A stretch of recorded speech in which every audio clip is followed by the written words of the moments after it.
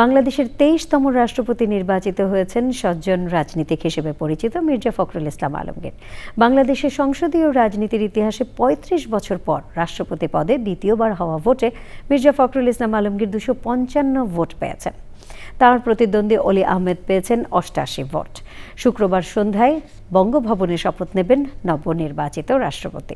শকর মালিথা জানাচ্ছেন। আমি ঘোষণা করছি যে জনাব মির্জা ফখরুল ইসলাম আলমগীর সর্বোচ্চ সংখ্যক ভোটপ্রাপ্ত হওয়ায় রাষ্ট্রপতি পদে যথাযথভাবে নির্বাচিত হয়েছেন।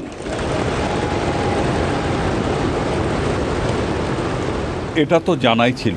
মোহাম্মদ শাহাবুদ্দিনের পদত্যাগের পর পরবর্তী রাষ্ট্রপতি নিয়ে আলোচনায় সবার উপরে ছিল তার নাম। এরপর নির্বাচনের জন্য বিএনপি যখন দলের মহাসচিব মির্জা ফখরুল ইসলাম আলমগীরের নাম ঘোষণা করে, তখনই তার রাষ্ট্রপতি হওয়ার বিষয়টি নিশ্চিত হয়ে যায়। বাকি ছিল আনুষ্ঠানিকতা, সেটাও হলো। এখন বাংলাদেশের ২৩তম রাষ্ট্রপতি মির্জা ফখরুল ইসলাম আলমগীর। বৃহস্পতিবার দুপুর ২টায় বাংলাদেশ জাতীয় সংসদের অধিবেশন কক্ষে শুরু হয় ঐতিহাসিক রাষ্ট্রপতি নির্বাচনের ভোট গ্রহণ। প্রধান নির্বাচন কমিশনার এম নাসিরউদ্দিন, যিনি নির্বাচনী কর্তা, তার ডাকে এর আগেই সংসদের বিশেষ বৈঠকে ভোট দিতে অধিবেশন কক্ষে আসন গ্রহণ করেন সংসদ সদস্যরা। ভারপ্রাপ্ত রাষ্ট্রপতি হাফিজউদ্দিন আহমদ বীর বিক্রম এবং ভারপ্রাপ্ত স্পিকার ব্যারিস্টার কায়সার কামাল বসেন অধিবেশন কক্ষের একেবারে মাঝখানে।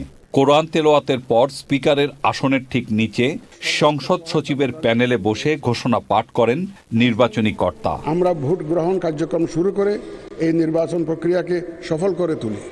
ঘোষণার পর প্রথম ভোট দেন ভারপ্রাপ্ত রাষ্ট্রপতি ও স্পিকার হাফিজউদ্দিন আহমদ বীর বিক্রম। এরপর ভারপ্রাপ্ত speaker barrister Kaiser Kamal.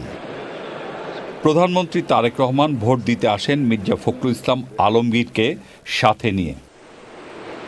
Vote দেন সংসদ নেতা ও প্রধানমন্ত্রী তারেক রহমান। মির্জা ফখরুল ইসলাম আলমগীর ভোট দিয়েই শুভেচ্ছা বিনিময় করেন বিরোধী দলের সংসদ সদস্যদের সাথে।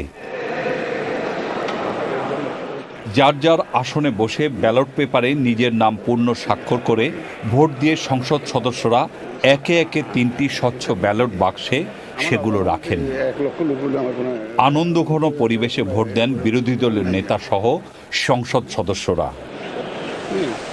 চিকিৎসার জন্য বিদেশে থাকায় বিএনপি দলীয় সংসদ সদস্য মির্জা আব্বাস, ডক্টর ওসমান ফারুক, চট্টগ্রামের কামাল পাশা, জামাতে ইসলামী থেকে বহিষ্কৃত হওয়ায় সাতক্ষীরা ৪ আসনের এমপি গাজী নজরুল ইসলাম, খেলাফত মজলিসের আব্দুল হান্নান এবং স্বতন্ত্র সংসদ সদস্য রুমিন ফারহানাকে বিকেল ৫টা পর্যন্ত অধিবেশন কক্ষের ভোট কেন্দ্রে আসতে দেখা যায়নি।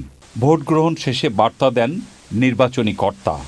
মোট ভোটার ৩৪৯ জন। মুদ্রিত মোট ব্যালট পেপারের সংখ্যা ৩৪৯টি। ব্যবহৃত ব্যালট পেপারের সংখ্যা ৩৪৩টি। অব্যবহৃত ব্যালট পেপারের সংখ্যা ৬টি। অধিবেশন কক্ষের মাঝখানে ভোট গণনা হয়। সরকারি এবং বিরোধী দলের হুইপরা ভোট গণনা পর্যবেক্ষণ করেন। তখন ট্রেজারি বেঞ্চে সংসদ নেতা তারেক রহমান, মির্জা ফখরুল ইসলাম আলমগীর সহ সংসদ সদস্যরা উপস্থিত ছিলেন। ভোট গণনা শেষে বিকেল ৫টা ২০ মিনিটে মাইক্রোফোন নেন প্রধান নির্বাচন কমিশনার। ডক্টর অলি আহমদ বীর বিক্রম পেয়েছেন ৮৮টি ভোট, 88 ভোটস, এবং জনাব মির্জা ফখরুল ইসলাম আলমগীর পেয়েছেন ২৫৫ ভোট, 255। প্রধানমন্ত্রী তারেক রহমান তাৎক্ষণিক একটি লাল গোলাপ তুলে দিয়ে রাষ্ট্রপতি হিসাবে নির্বাচিত মির্জা ফখরুল ইসলাম আলমগীরকে অভিনন্দন জানান। মির্জা ফখরুল আসন ছেড়ে উঠে গিয়ে বিরোধী দল সহ সকলের সাথে শুভেচ্ছা বিনিময় করেন। সে সময় আবেগতাড়িত হয়ে পড়েন তিনি। প্রধানমন্ত্রী তারেক রহমানও নবনির্বাচিত রাষ্ট্রপতি দলের দুর্দিনের কাণ্ডারি মির্জা ফখরুল ইসলাম আলমগীরকে জড়িয়ে ধরেন। একে একে সংসদ সদস্যদের সাথে শুভেচ্ছা বিনিময় করতে করতে অধিবেশন কক্ষ ছাড়েন মির্জা ফখরুল ইসলাম আলমগীর। অধিবেশন কক্ষ থেকে বেরিয়ে সংসদ লবিতে নবনির্বাচিত রাষ্ট্রপতিকে আরেক দফা শুভেচ্ছা জানান প্রধানমন্ত্রী তারেক রহমান।